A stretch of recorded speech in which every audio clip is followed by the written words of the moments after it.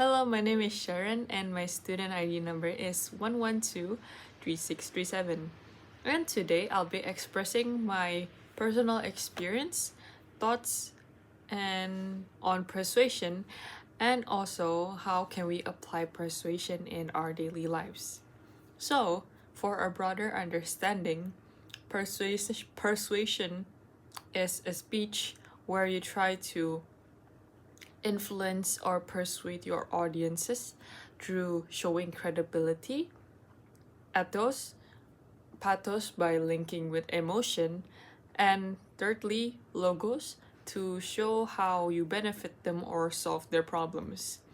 And lastly, ending up with a call to action, which means like leaving a memorable question or a quote that leaves them hanging in their minds. So, for my personal experience, I do believe that most people, including me, talk in a very persuasive manner constantly and also subconsciously because persuasion itself can be used in daily lives, such as trying to influence someone to help you run errands or do simple tasks. That's also one of the kinds of persuasion. And then like maybe in an occupation like marketing or sponsorships, that's also some persuasion because you're trying to persuade people to buy your product, or maybe you try to sell your product to other people because that's one of persuasion as well. And what my thoughts on persuasion, I think the word itself is very useful and positive, but it can also go downhill because it depends on the user. If you try to use it in a positive manner, like I mentioned before, like marketing, or maybe trying to influence your friends, your parents, or maybe your someone you don't really know to help you do things.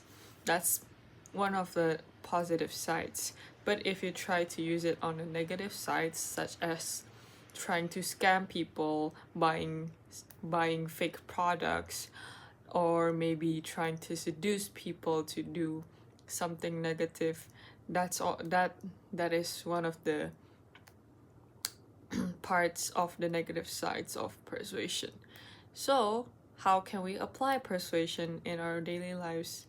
You need to be able to link to emotions because most people think with emotions, and you try to relate to their problems. And like if people have problems, they mostly wanted their problems to be solved.